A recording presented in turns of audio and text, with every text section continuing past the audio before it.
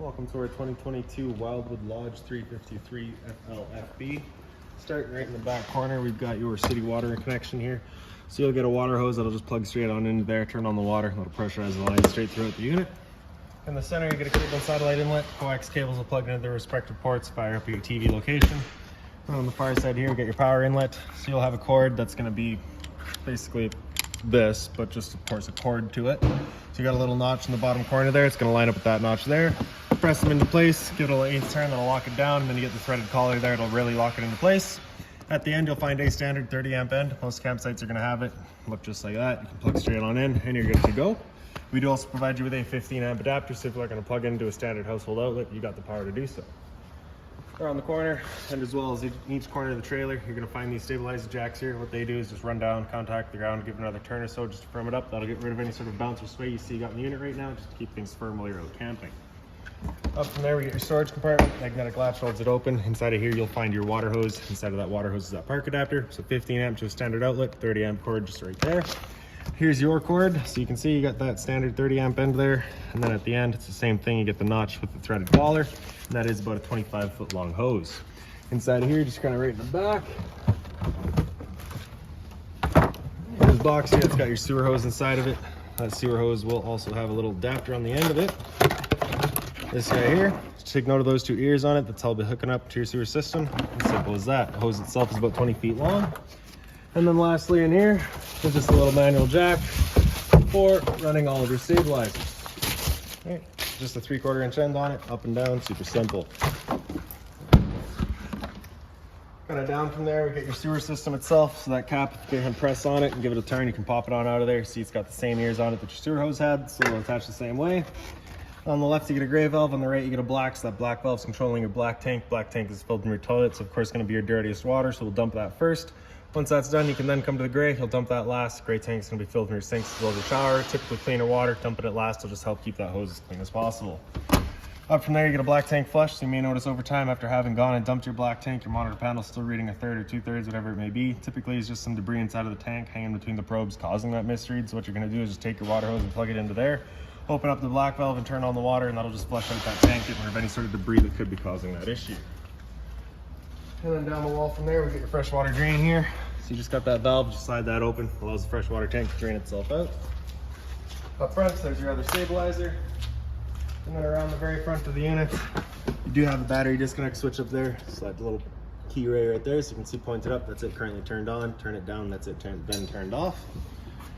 So these two knobs there, if you loosen them off and push them back, open them up, you get access to your propane tanks. They are just tied into the same regulator, just on a T. So all you'll do is just run off of the one tank. Once things stop working, just close that one off, just open up the other one, run off of that while you get the other one filled. Standard tongue jack up front, so one way's up, other way's down. Other side of the unit here, we get your patio entrance, so we'll be using that in a couple minutes here once we get through there. Then you get your exterior speaker. Up from there, those are going to be your fridge vents. So this customer's opted to go with a little bit of a unique fridge. So we've got that installed in there for them. So there's the venting to go with it. Beside it, you've got your stove vent. So of course, propane stove is putting off fumes whenever you're using it. So you got that flap in there, you can open it up. Allows your fan inside to evacuate said fumes. Whenever you go traveling, just press it back into place. That'll prevent any sort of dust from kicking up in there. Down from there, you're going to find the exhaust to your furnace. So if you're ever running your furnace, just make sure it's not blocked off. It does get hot. Straight down from there is where you're going to find the outlets for your batteries. So this customer again has opted to go with a fairly custom and unique battery system here. So we've got that all set up for him. Customer should have received an email by now, just kind of clarifying exactly how these will be hooked up. Cable and satellite outlet right there, as well as a power outlet. So if you're looking to have TV outside, you got the power to do so. Right beside that's your exterior shower. So you'll get a key just like this little guy here. Stick it on into there, open her up, hot and cold water, 3-foot hose with the standard head. So if the dog's out getting muddy, you can spray him off before he gets inside. Once you're done, just tucking that hose back in there and the head underneath the handles and lock her back down. Down underneath that is your freshwater tank fill. So your water hose will just plug into that port there, turn it on, that'll fill with the freshwater tank. You get your other exterior speaker here. Down below that's your hot water tank. So you get that keyway there, you line it up, and you can pop it on open. Okay. So your control for turning it on with electricity, just right down there, turn on that switch, fires it up with electricity. For firing it up on propane, you've got a switch just inside of the unit. Once we get in there and do it that way, I will go over reset procedure, and the button that I'll refer to is just right here. Before turning it on with either source though, you just want to hit this relief valve right there. Make sure that shot of water comes out. That bit of water coming out of there is just letting you know that tank is full. It's safe to fire it up and you're not going to burn anything out by doing so. Line up those two bottom posts, press it back into place and lock it down with the keyway. There you go. As marked by that sticker there, you got low point drains back here, so you're just going to kind of reach up and behind the skirt there. There's just a couple of valves up there. You can open those up, allows the water system to drain itself out. Purpose of that would be if you're leaving the unit for a while and you don't want your water going stale or stagnant, or if you're getting ready to winterize the unit, you just want to get all the water out before pumping any grease through. Back entrance here just leads into your back bedroom, so that's kind of filled up right now, so we're just going to leave that be for now. We can get in there from the front, and then it's just back to the back corner and you get another low point drain back here. So now we'll make our way inside of the unit. We're going to go in that front patio door. The steps here, you're just going to grab that handle, pull it straight out, flip that last step over. Steps in the back work the exact same way. Your assist handle up 90 degrees and it'll fall into place. Then we can open up our screen door and the patio door. And stepping inside, first things first is right on the left there, we got your fire extinguisher. So that's standard, pull the pin, point and shoot. Up the wall from there, straight in the center there, you've got the ceiling light. Turn that on, turns on your dimmer switch. Then you can touch that, turns on all of your interior lights. If you press and hold that guy, it'll dim all the lights down. Continue holding, it'll dim them back up. Release at any point, and it just kind of sits at that light level. Right beside it, that big switch, as we turn that on, is your ceiling fan. So because we've got our slides closed, I will turn that right back off. Slide out itself is on this switch here. Press and hold out, and this big slide will make its way out. Once that slide out's fully extended, we're going to hear some clicks from the motors letting us know they've reached their stall.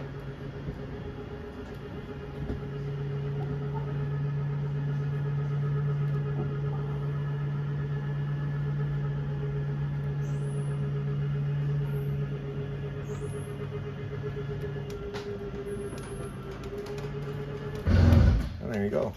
Outside speaker there, so you turn that switch on, turns on a little blue light in those outside speakers there.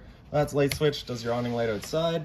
Right beside it's your water heater, so as you turn that switch on, you get that little red light there letting you know the ignition sequence will start. Once that sequence is started, that light will go out. It'll try that 3 times. If after the 3rd try the hot water tank hasn't fired up, it's at that point you'll be going and using that reset button that we've shown you. Stood right here, you can hear the click of the igniter and the whir of the flame. We know that tank is good. Off to the side, there's your water pump. So turn that switch on, turns on your water pump, drawing out of your fresh tank to pressurize your lines. And then across the top there, you get your monitor system. So on the left, you have battery. So you can see we're currently full, so that'd be charging. So because we're plugged in, currently charging. Then it would go down as you use it. Simple as that. So right beside that, you get your fresh tanks. So as you fill that up, you go to a 1/3, 2/3 and full. Same idea for your black. So you do have black 1 and 2 there. Black 1 is going to be the one that's operable. Gray tank, simple, super simple. Up on top there, you get your awning. So we're going to press and hold extend, and that awning will make its way out. Once that awning's fully extended, we're going to see a little black flap come down as well as the black of the metal tube. Sorry, I lied. Once that awning's fully extended, you're going to see a white flap come down as well as the black of the metal tube. Once you see that, you'll stop. If you were to continue extending, it can actually wind itself up backwards, in which case your fabric will be underneath the tube, allowing it to then hold water, accelerating the growth of mold and mildew. There's our flap, there's the tube, so we'll stop right there. Now if it were to start raining, it's of course going to hold some water anyways. What you can do is grab either arm, front or rear, and you're just going to pull down on it. Then you can see that changes the pitch of the awning out at the head, allowing water to then run off. Now if you like that angle better, because it does give you more shade, you can do the same thing with the arm at the back. Before you bring it back in though, you just want to make sure these arms are back out straight and fully extended, just so you're not running the risk of bending them. And then we'll press and hold to tract, and the awning will make its way back in. Again, you're just going to watch to make sure that your fabric is going over top of the tube. And another thing to keep in mind with your awning is once you get up to about 15-20 kilometers an hour wind, it is catching all that wind and you do run the risk of bending your arms. So once you get up to about that wind speed, you're going to want to bring it back in.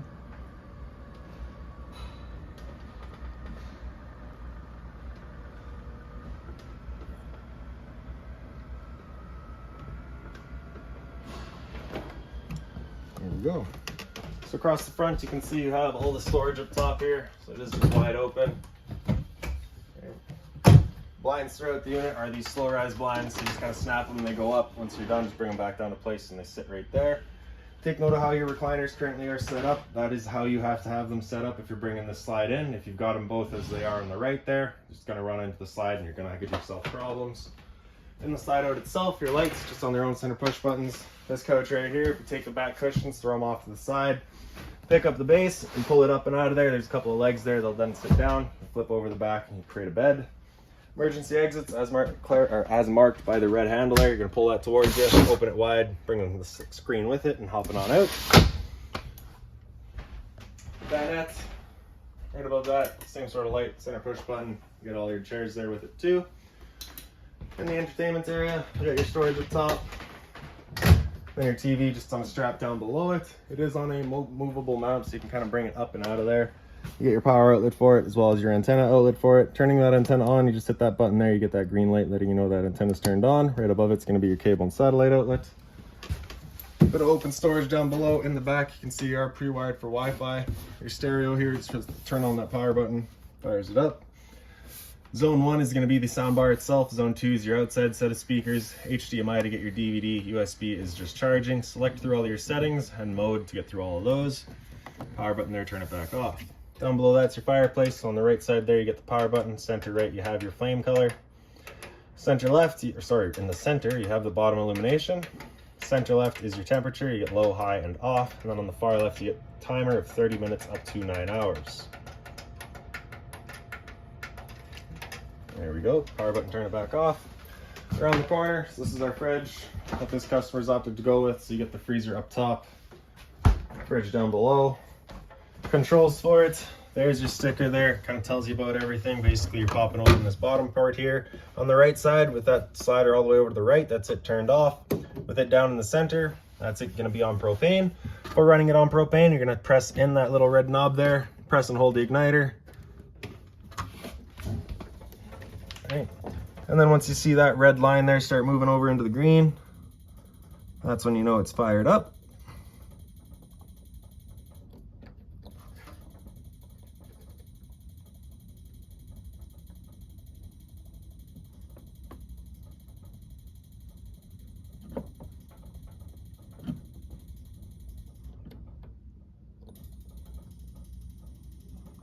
So there we go. Oh, almost.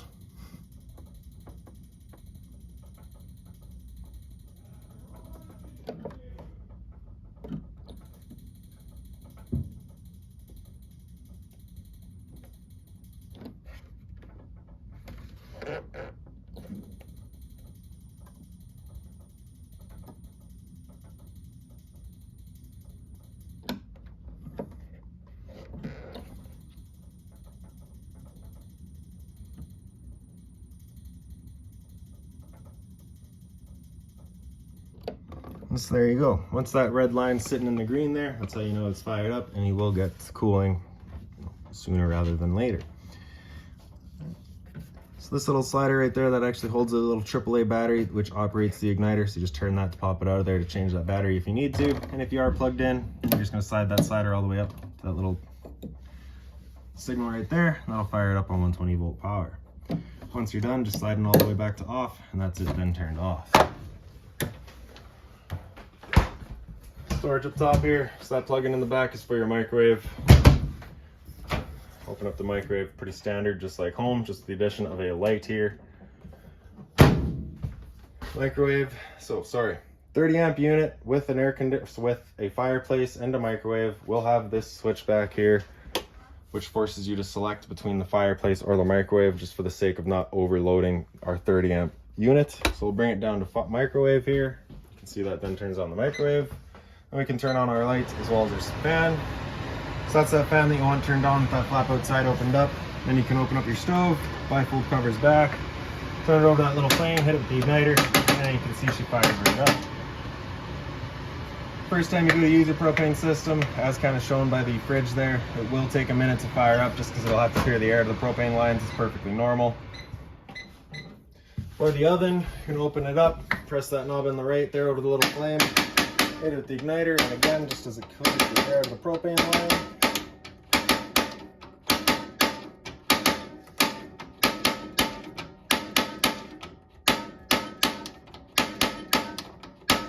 There we go. Once you get it going, you just hold the knob in for another couple of seconds, then you can release and it'll hold itself, turn it up to your desired temperature, and she fires right up. Once we're done, turning it back down just to pilot, it'll hold just that for you, but if you're traveling, you just want to make sure it's right off. Switch beside it, press it up, just does the knobs, press it down, does the knobs, as well as your oven. Down below the oven is the return air for your furnace. If you're ever running your furnace, again, just make sure it's not blocked off. These two switches here, the one on the left does the night light down below, the one on the right does your accent light above your slide. Bit of storage above the sink here. Inside of here, you're gonna find those cleaners. So I believe those are duct cleaners for that fridge there. And then inside of this binder, you're gonna find all of your owner's manuals, all your remotes, any keys, anything like that, you'll find right in there. Above the sink, there's a little light, hot and cold water, the mobile head. You also have the shower head feature. Down below that, if you open that up, you're gonna find that little bin there on the right that has all of your central vac hoses inside of it. All right, so they just hook up to your central vac. We'll show you that in a minute here. And beside that is your inverter. So again, the customers opted to go with the big solar unit. So we do have this inverter unit in here for them so that they can invert that 12 volt power into 120 volt power. All that we're really gonna go through here is there's a couple of resettable breakers in the back left there. Simple as that. If you ever have issues with it. Turning it on is done remotely, right around the corner here. And really the rest of your kitchen there is just storage space. All right, so inverter on and off, just hitting that button there, turns it on and off, and you can go through your charging. All of that, you do have manuals for it as well. Beside that, it's just gonna be your solar panel monitor. All right, it's basically just kind of seeing what you're charging at, where your levels are at. Straight down from there, you get your converter, press the top and center, and she pops on open. You get all of your breakers in the middle here. Whenever a breaker breaks, it's gonna sit in the center, so just turn it off and then back on. Take note of that one breaker that's turned off in the bottom there. We've just got that eliminated because of the inverter setup that we've got, so you're just gonna wanna leave that one off. Right beside that, you get your central vac. So you have that slider there, you slide that open, your hose will attach into there. With that slider closed, you can pull that down, you get access to the bag. Down in the bottom there, pop that open, you get a dustpan eliminator, so just sweep up all the dust right here, sucks it right up for you. Light switch there does your hallway, and then thermostat's right beside it, so you're gonna press that bottom bar, that'll wake it up, hit it again, open the fan speed. Fan low is just gonna move some air around with the low fan, there's no cooling involved. Fan high is just moving air at the high fan. Cool high is where the high fan will be on all the time and cooling will come in and out as needed. Cool low, same idea, low fan all the time, compressor in and out as needed. Cool low auto is where it becomes on demand, so the compressor and the fan will both cut in and out as needed. Only ever using the low fan though. Cool high is of course just high fan on demand. With the air conditioner going, you basically got two different options. You can have these two louvers here closed, in which case we're using all of the ceiling ducting to move our air, or you can open them up and it just dumps all of its air into the living room. So when you first get out to your campsite, you want those open, cool off this area as quickly as possible, and you can close them off to start moving the air throughout. After cool high, at any point, it's just hitting the arrows there to select your temperature. After cool high auto, hitting that bar again, comes down into heat. I'll turn off the air conditioner, turn on the furnace. Furnace will be moving its air through all of our floor registers. And after heat, if you hit that bar again, it'll come into off. That'll just turn everything off. With heat, the first couple of times you run that furnace, you may get a bit of a smell throughout the unit. It's just the new furnace smell, and it will go away. Into the bathroom. Your light switch is right up on the wall there. G5 protected outlet beside it. Hot and cold water at your sink there, of course. Then you have this compartment here. So as you open that up, you can see you do get access to your water pump right there. So if you're looking to winterize the unit yourself, it's all done just right here. Bit of storage, and then into the shower, you do get the deluxe head. So you have all the different kind of changes, or it's different features in the shower head. Hot and cold water, of course, with the stainless hose. Back here is just some storage. You have a toilet paper dispenser right there. We just don't install that because location is entirely personal preference. Then up on the wall here, you get your roof vent, so you're going to turn that on. Then you can press and hold open. That'll open up the vent for us. If you have that off, you cannot open or close it, so you do have to have it on first. Then we can close it back down. Then your toilet just flips on open. You get your flusher on the right side there. And now we'll go into that back bedroom. So you open that up and you can see you walk right into the slide. So that's why they give you that rear entrance there. But if you can't squeeze through like I can, you can come through the back door and you can still hit your switch here. Same thing as the slide up front, you're just pressing holding out. The slide makes its way out. Once it's fully extended, we'll hear some clicks.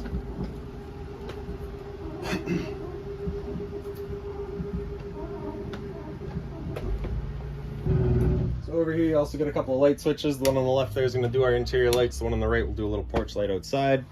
You can also see the customers opted to go with a spare tire, so we just got that here for them. And then we also got the little tote and store. Right. Storage right across the top. You get little lights here, just on their own center switches. Same light over there. This light right here is on its own center push button.